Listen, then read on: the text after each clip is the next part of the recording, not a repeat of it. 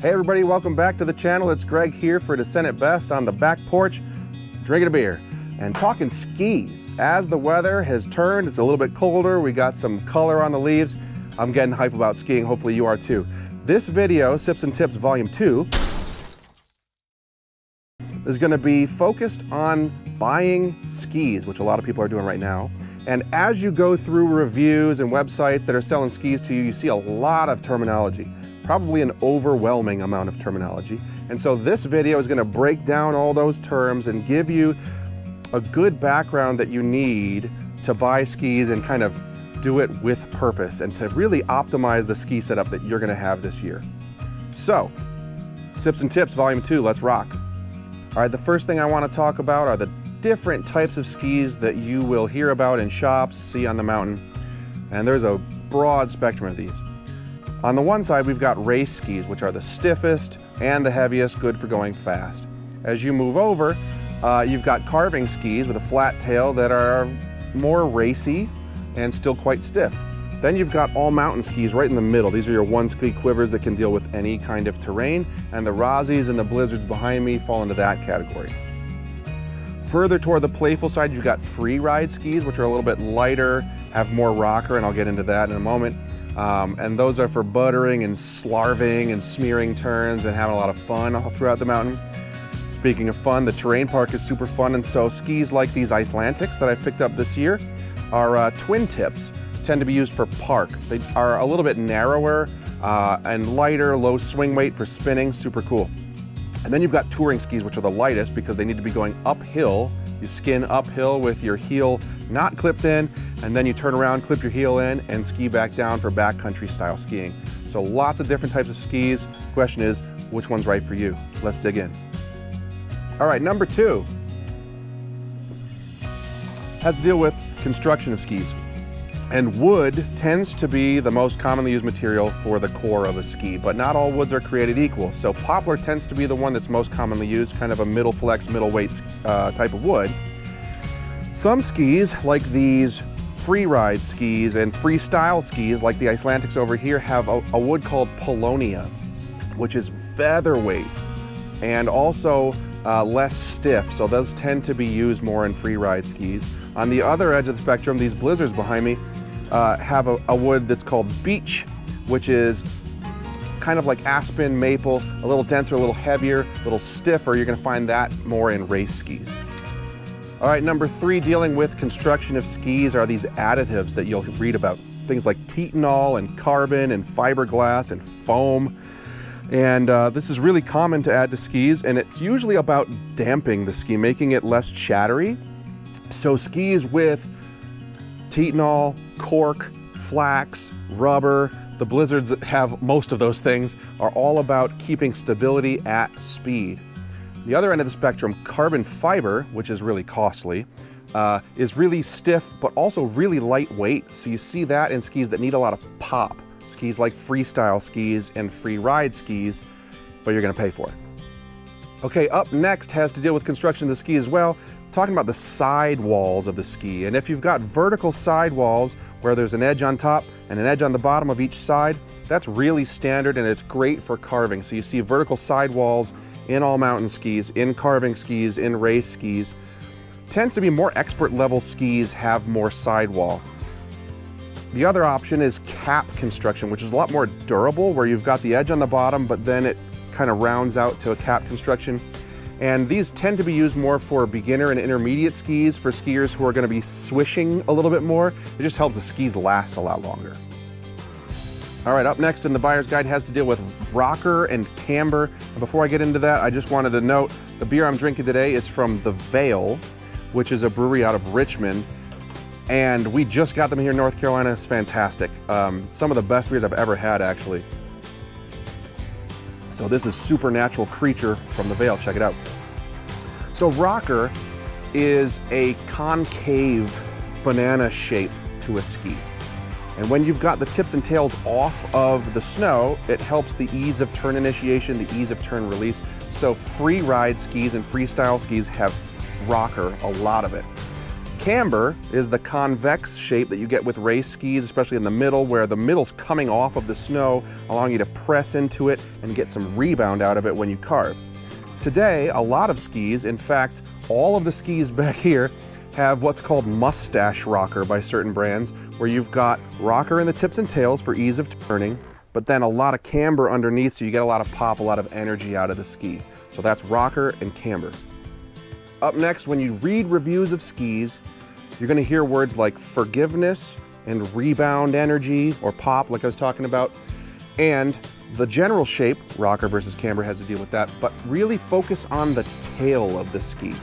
Whether it's a twin tip, whether it's flat, whether it's a partial twin, which is really common nowadays, is important, but also the stiffness in the tail. I'm thinking about brands like Rossignol and K2 that put a lot of metal in the tip, in the center of the tip for torsional rigidity. The more stiff and heavy and flat the tail is, the more energy you're gonna get out of a turn. So this happens to be really common in race skis and in carving skis. With a lot of rocker in the tail and less stiffness in the tail, that's when you're getting your butters and your slarves and all this free ride terminology. All right, another sip, another tip. And this has to deal with the side cut or turn radius of a ski. You hear those terms quite a bit. And this is more about the shape and the length of the turn that the ski naturally wants to adhere to. So it doesn't mean that a short side cut means that the ski is always going to give slalom turns and a long side cut's going to give you race turns and you can't do anything else. It's just more about what the ski naturally wants to do a little bit more. So playful skis tend to have shorter turn radii, and race skis, longer carving skis tend to have longer ones. But it isn't that simple. There are certain brands like DPS out of Salt Lake City where they do powder skis and freeride skis almost exclusively. But one of their models, no matter how wide the ski is, no matter how long the ski is going to have a 15-meter turn radius because they really wanted to prioritize playfulness in that particular ski. So this side cut turn radius is a really crucial thing to look at when you're buying skis. All right, another topic when dealing with buying skis is the all-important waist width. Whether it's a mid-fat or a fat ski or a narrow ski, we're talking about the millimeters side to side under your foot. The skis I have behind me are 95, 98, and 88. And that's a big difference. I can usually sense about a 2 millimeter difference when I'm skiing demo skis, for example. But the 88s that I have, the Rossies, I found I would boot out, meaning when I would try to lean the ski over on edge at a really good carving level, my boot would touch the snow and it would throw me around. So the more kind of Ted Ligety, River Radimus turn shapes you want to get going, I think the wider you want to get. So common knowledge seems to indicate that East Coast skis are going to be narrower and West Coast skis are going to be wider because there's more powder out west and you want to have flotation and therefore a wider base on your ski. But I also think that expert skis should be a little bit wider, beginner skis should be a little bit narrow. If you think about it, wider skis have more material, they're heavier, they're therefore more stable at speed. So if you want to go faster, think about going a little bit wider. Okay, now I want to talk about brands of skis. And I tend to categorize brands into two areas. One are the old school, traditional, race-bred, typically Austrian or European ski brands like Rossi, Blizzard, Volkel, Atomic, certainly, Head, Salomon.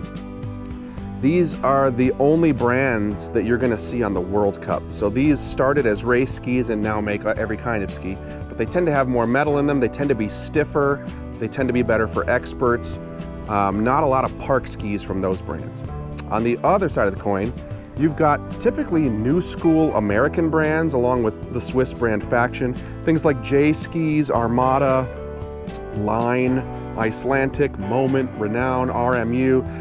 These tend to be heavily rockered skis, a lot more twin tips in this category, lighter weight, and they're really for the kind of new school free ride thing. And K2 is a brand from Seattle that's been around for a long time, but that really started that new school craze, so I put them in that category.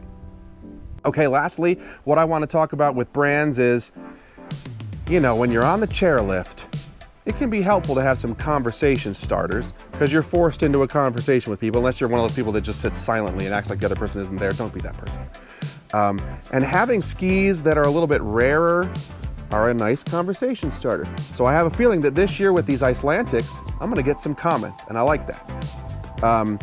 So if you've got a ski like Head, Atomic, Blizzard, those are great skis, and they've been around for a long time, but you're not gonna be alone on the mountain when you wear those. If you've got these J skis, Moment, Icelantic, these new school skis are gonna draw you into conversations. Trust me, I've been there. And it can make for a more enjoyable lift experience, so it's something to consider. Okay. So that wraps things up for me here on Sips and Tips, Volume 2. This is the Ski Buyer's Guide. And if you're sitting there still watching the video, first, thank you. Throw me a like and a subscribe. That can really help the channel as we continue to grow. But also, if you're overwhelmed by all this information, or you want to learn more about rocker and camber shapes and things like that, that's another reason I did this video. You can hit me up using the link in the description below to connect with me on Curated. This is what I do for that site, is I connect with skiers and get them on the ideal skis for them. I also do mountain bikes if you want to talk bikes. So I'm somebody who's a professor. I literally research for my job. I love researching skis, so if you don't, click the link below. We can get connected and talk skis. I'll do it for as long as you want. I love it. So yeah, that'll do it for me. Sips and Tips Volume 2. Hopefully the next time I've got some snow behind me, fingers crossed, but I'm in the southeast. I'm jealous of y'all in Vermont and Colorado, Alaska, things like that. But let's talk in the comments. If you disagree with something that I said, let's talk about it. If you agree with something I said, say that too, because people who are new to buying skis might want the reinforcement that you can provide. So help us out and let's talk. Cheers till the next ride.